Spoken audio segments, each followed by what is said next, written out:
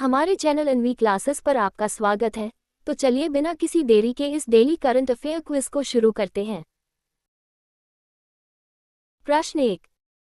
कोलंबो सुरक्षा conclave CSC के संदर्भ में नीचे दिए गए कथनों में से कौन सा से सही है?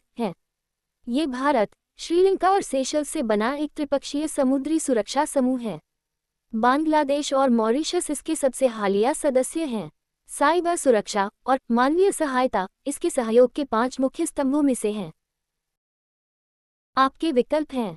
विकल्प ए केवल 3, विकल्प बी केवल 1 और 2, विकल्प सी केवल 2 और 3, विकल्प डी 1, 2 और 3।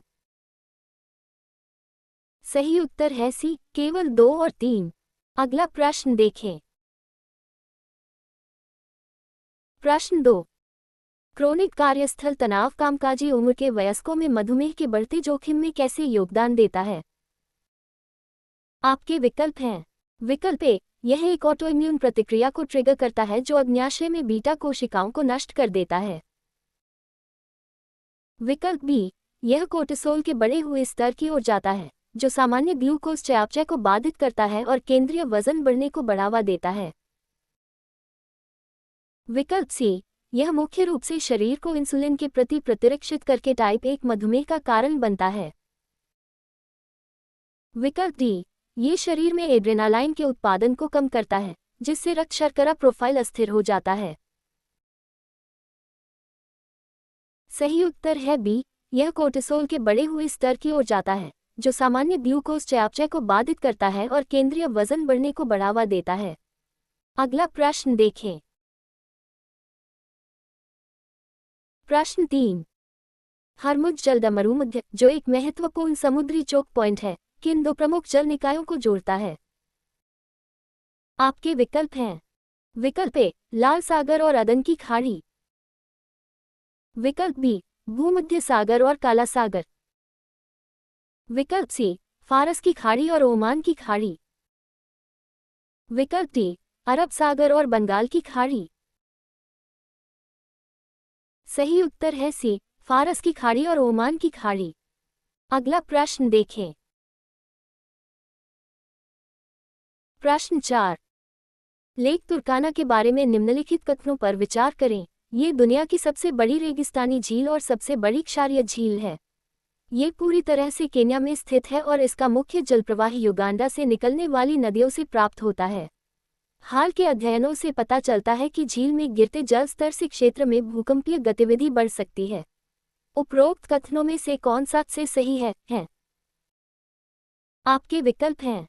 विकल्प ए केवल 1 और 2, विकल्प बी केवल 2 और 3, विकल्प सी केवल 1 और 3, विकल्प डी 1, 2 और 3। सही उत्तर है सी केवल 1 और 3। दोस्तों, इस डेली करंट अफेयर्स क्विज के लिए आप हमारी वेबसाइट anviclasses.in पर विजिट करें। वहां पर आप इसे हिंदी और इंग्लिश दोनों भाषाओं में प्रॉपर एक्सप्लेनेशन के साथ एक्सप्लोर कर सकते हैं। धन्यवाद। अगला प्रश्न देखें। प्रश्न 5। निम्नलिखित में से कौन सा कथन ग्रीनलैंड की राजनीतिक और भौगोलिक स्थिति का सटीक वर्णन करता है? आपके विकल्प हैं।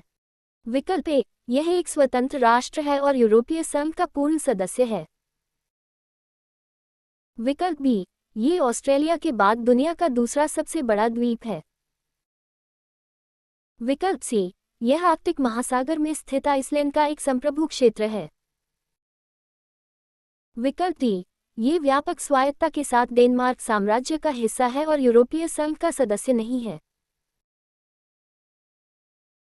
सही उत्तर है डी ये व्यापक स्वायत्तता के साथ डेनमार्क साम्राज्य का हिस्सा है और यूरोपीय संघ का सदस्य नहीं है। अगला प्रश्न देखें। प्रश्न 6।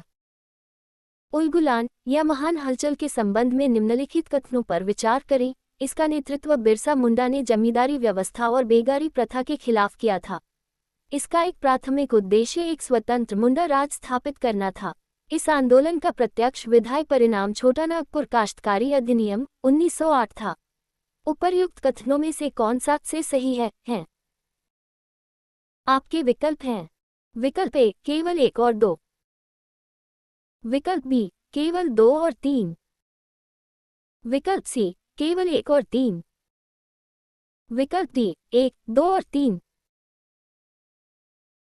सही उत्तर है डी 1, 2 और 3। अगला प्रश्न देखें। प्रश्न 7।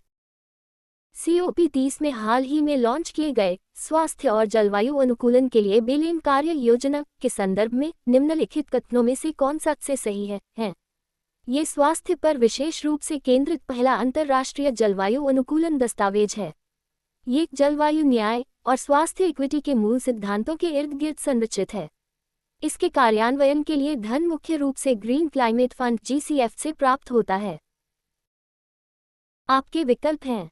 विकल्प ए केवल 1, विकल्प बी केवल 1 और 2, विकल्प सी केवल 2 और 3, विकल्प डी 1, 2 और 3। सही उत्तर है बी केवल 1 और 2।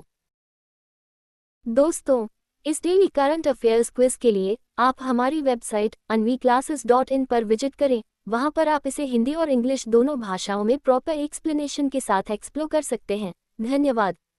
अगला प्रश्न देखें। प्रश्न 8।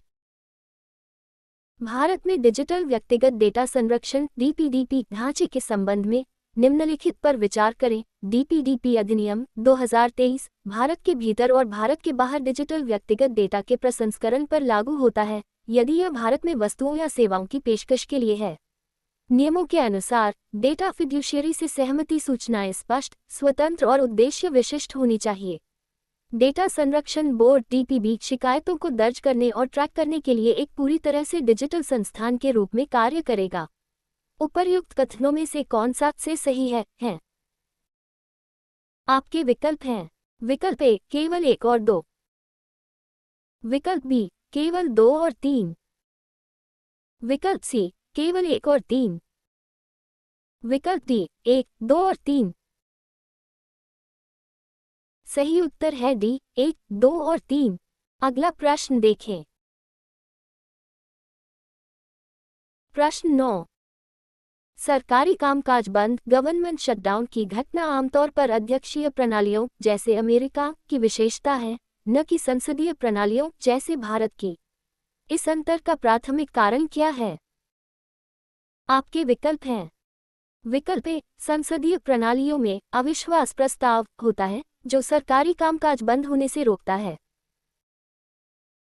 विकल्प बी अध्यक्षीय प्रणालियों में एक अलग से चुनी हुई विधायिका होती है जो बजट पारित करने से इनकार कर सकती है। विकल्प सी संसदीय प्रणालियों में कार्यपालिका विधायिका से बनती है और उसके विश्वास पर निर्भर करती है। विकल्प डी अध्यक्षीय प्रणालियों में आपातकालीन विनियोगों के लिए एक समेकित निधि का अभाव होता है। सही उत्तर है सी संसदीय प्रणालियों में कार्यपालिका विधायिका से बनती है और उसके विश्वास पर निर्भर करती है। अगला प्रश्न देखें। प्रश्न 10। भारत में थोक मूल्य सूचकांक WPI के बारे में निम्नलिखित में से कौन सा कथन सही है? आपके विकल्प हैं। विकल्प ए इसे राष्ट्रीय सांख्यिकी कार्यालय NSO द्वारा जारी किया जाता है और इसका आधार वर्ष 2017-18 है। विकल्प बी ये खुदरा स्तर पर कीमतों में बदलाव को मापता है और इसमें कर और परिवहन लागत शामिल होती है। विकल्प सी इसे आर्थिक सलाहकार कार्यालय द्वारा जारी किया जाता है और यह करों और परिवहन शुल्कों को छोड़कर केवल मूल कीमतों पर विचार करता है। विकल्प डी यह मौद्रिक नीति लक्ष्यीकरण के लिए RBI द्वारा उपयोग किया जाने वाला मुद्रास्फीति का प्राथमिक माप है। सही उत्तर है सी इसे आर्थिक सलाहकार कार्यालय द्वारा जारी किया जाता है और यह करों और परिवहन शुल्कों को छोड़कर केवल मूल कीमतों पर विचार करता है। दोस्तों, अगर आपको यह वीडियो अच्छा लगा हो तो प्लीज़ इसे लाइक करें और यदि आप एसएससी, बैंकिंग, रेलवे आदि की तैयारी कर रहे हैं तो इस चैनल को सब्सक्राइब कीजिए और नोटिफिकेशन बेल पर क्लिक करके नोटिफिकेशन ऑन कर लीजिए, जिससे आपको आने वाली नई वीडियो का नोटिफिकेशन तुरंत प्राप्त होता रहे। इस वीडियो को देखने के लिए धन्यवाद।